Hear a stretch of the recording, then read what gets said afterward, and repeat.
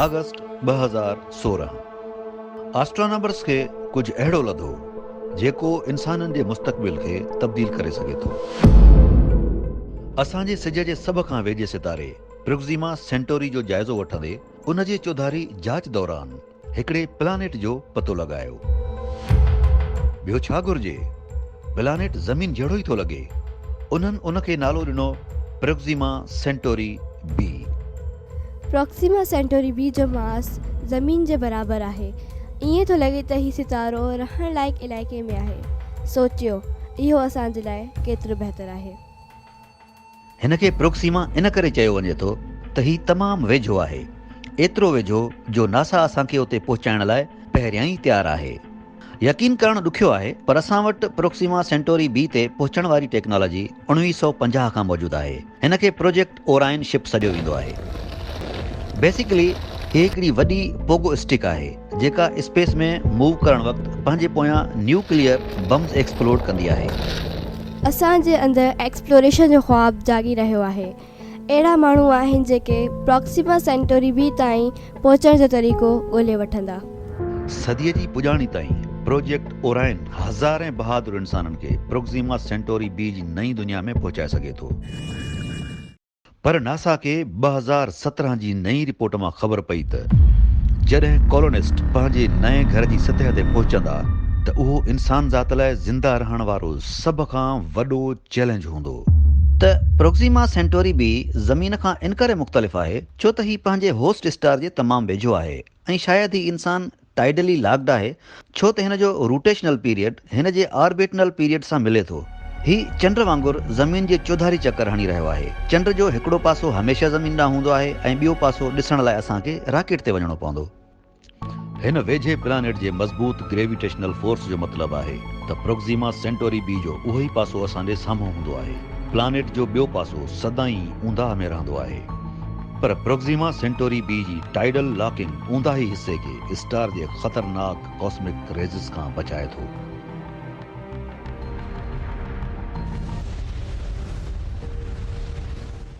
सितारे जे रेडिएशन खां महफ़ूज़ रहण जे करे कॉलोनिस्ट खे ख़ुशि थियणु घुरिजे, पर परेशानी इहा आहे त प्लानेट जे ऊंदाहे हिसे में सिज जी गर्मी नथी पहुचे।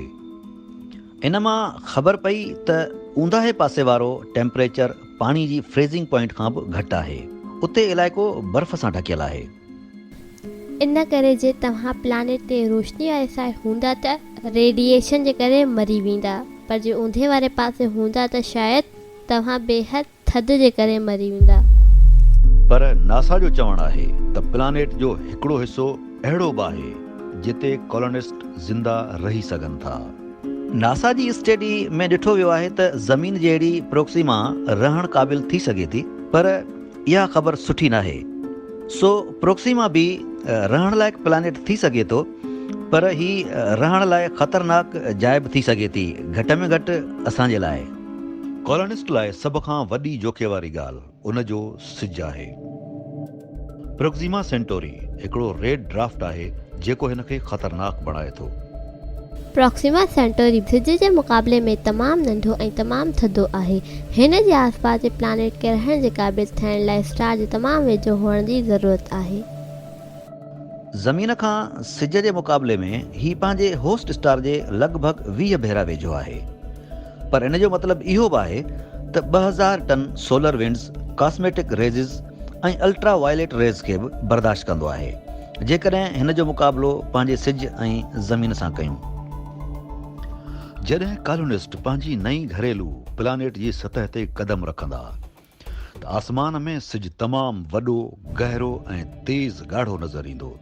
नज़ारो शानदार हूंदो, पर इन जो मतिलबु प्लानेट खे तमामु वॾे सोलर विंड्स जो ख़तरो आहे। उन तेज़ उस मां माण्हुनि खे पाण बचाइणो पवंदो। जॾहिं कॉलोनिस्ट प्रोक्सिमा बी ते पहुचंदा त उन्हनि खे रेडिएशन खां बचण जो तरीक़ो ॻोल्हणो पवंदो ऐं उन लाइ सभ खां बहितर जाइ हूंदी अंडरग्राउंड। शायदि असां सतह जे अंदरि शहर अॾण में कामयाबु थी वञूं। कॉलोनिस्ट्स खे वॾे पैमाने ते अंडरग्राउंड सिविलाइज़ेशन जी शुरूआत करणी पवंदी। ज़मीन ते असांजा दिमाग़ ऐं असांजा जिस्म उन एनवायरमेंट जे मुताबिक़ जुड़ियल आहिनि जंहिंसां असां इवॉल्व थियल आहियूं, जंहिंमें ज़मीन, समुंड ऐं माहौल जो केमिकल कॉन्टेंट्स शामिल आहिनि। साइंसदाननि जो चवणु आहे त प्रोक्सिमा बी ते मिलंदड़ एलियन एनवायरमेंट ज़मीन जे इंसाननि खे कुझु अलॻि नमूने बदिलाए सघे थो।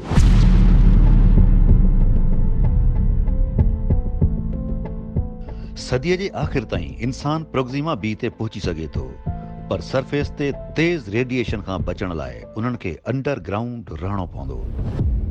साइंसदाननि जो मञणु आहे त अहिड़े मुश्किल हालात में कॉलोनिस्ट्स वॾे अरसे ताईं इंसान बणिजी नथा रही सघनि। हिकिड़ी ॻाल्हि जेका डार्विन सच चई हुई त इर्तिका आहिस्ता आहिस्ता ईंदी आहे, पर हाणे असां सम्झूं था त इहो सच नाहे। जेकॾहिं तव्हां अहिड़े कॉलोनिस्ट ग्रुप खे सुञाणो था जेको ह्यूमैनिटी खे छॾे हलियो वियो, मतिलबु बाक़ी ह्यूमैनिटी खे, उहो उन्हनि सां अलॻि नमूने इवॉल्व हूंदो, जेकी ज़मीन ते हाणे बि रहियल आहिनि। हिते ज़मीन ते असां ॼाणूं था त आबादी कुझु ई पीढ़ियुनि में इवॉल्व थी वेंदी आहे। मतिलबु का बि तब्दीली जेका ईंदी आहे, मिसाल तौरु रेडिएशन एक्सपोजर जे ज़रिए थियण वारी म्यूटेशन्स उन्हनि खे ज़मीन ते थियण वारी तब्दीली जे मुक़ाबले में तमामु तेज़ी सां असां खां अलॻि करे छॾींदो। प्लैनेट जो मास ज़मीन जे मुक़ाबले में 1.5-3 वधीक आहे, जंहिंजो असरु तुर्त थींदो। असांखे इहो थो लॻे त माण्हू हायर ग्रेविटी जा आदी थी वेंदा। मिसाल तौरु उन्हनि जा हॾा ऐं मसल्स मज़बूत हूंदा। ज़मीन जे अंदर रहण जे करे कॉलोनिस्ट्स ते इर्तिका जो असरु वधीक थी सघे थो। लाइट खां परे रहण जे करे मुमकिन आहे त उन्हनि जो रंग फिको थी वञे। ज़मीन ते अहिड़ा जानदार जेकी घटि रोशनी में रहनि था, जिन खे निक्टर्नल बर्ड्स सॾियो वञे थो, उन्हनि जूं अखियूं अक्सर तमामु वॾियूं हूंदियूं आहिनि। जे असां ज़मीन जे अंदरि घटि रोशनी में रहूं त छा असां जूं अखियूं बि वॾियूं थी वेंदियूं? उन्हनि माण्हुनि जूं अखियूं फिके रंग जूं हूंदियूं ऐं थी सघे थो त उन्हनि जा ॿिया सेंसिस बि ऊंदाही जे करे तब्दील थी वञनि। ही असुल में कॉलोनिस्ट्स खे किठोर बणाए सघे थो ऐं अहिड़ो माहौल जोड़ी सघे थो जिते उन्हनि खे ज़िंदा रहण लाइ ॾुखियाईनि खे मुंहुं ॾियणो पवे। हालात तमामु ॾुखिया हूंदा। ही ॾुखियो माहौल कुदरती चूंड खे तेज़ करे छॾींदो। प्रोक्सिमा बी जा इंसानी कॉलोनिस्ट्स जल्द ई कंहिं नए मखलूक जी शक्ल अख़्तियार करे सघनि था, नोवा सीपियंस वांगुरु। पर इन विच में ज़मीन ते जेकी माण्हू पोइते रहिजी विया, उहे पंहिंजी इर्तिका मां गुज़री रहिया हूंदा। स्टडी मां ख़बर पई त असांजे वात जे हेठें हिसे में तब्दीली अची सघे थी। मिसाल तौरु खाधी नंढी थी रही आहे, असां वधीक प्रोसेस्ड खाधो खाई रहिया आहियूं, असां अनाज नथा खाऊं या हॾियूं टोड़े मेख नथा खाऊं, हर रोज़ स्नैकर्स बार्स खाई रहिया आहियूं। हिकिड़ी ॿी तब्दीली जेका असां पंहिंजे जिस्म में महसूसु करे रहिया आहियूं, उहा इहा त असांजो मथो नंढो थींदो पियो वञे। मुस्तक़बिल में ज़मीन ते रहण वारा पंहिंजे दिमाग़ जो इस्तेमालु मॉडर्न टेक्नोलॉजी सां गॾिजी इंटरएक्ट करण लाइ कंदा। जीअं जीअं असां अॻिते वधंदा वेंदासीं, असां जदीद टेक्नोलॉजी जो नयो सिमाश थींदा वेंदासीं। जेके ज़रूरतूं असांखे इन्हनि टेक्निक्स जे इस्तेमालु करण में मदद कंदियूं, इहे बेहद क़ीमती हूंदियूं, ऐं जेके ज़रूरतूं असांखे पहाड़नि खे खणण या शिकार करणु सेखारनि थियूं, इहे घटिजी वेंदियूं। प्रोक्सिमा बी ते नोवा सीपियंस पंहिंजे प्लानेट ते चैलेंजिस सां मुक़ाबिलो करे मज़बूत थी चुका आहिनि। स्पेस में ज़मीन जूं तस्वीरूं उन्हनि खे हिकिड़ो झलक इहो ॿुधाए रहियूं आहिनि त उन्हनि जा वॾा पोइते छा छॾे विया।